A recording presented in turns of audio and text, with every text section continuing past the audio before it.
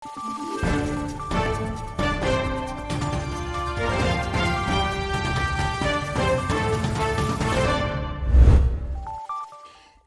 ng OVP BARM Satellite Office ang pagbabago campaign sa ilan sa mga pinakamalayong paaralan sa isla ng Tawi-Tawi sa Mindanao, kabilang na ang Situgo Elementary School sa Barangay Caraha, Bayan ng Panglima, Sugala.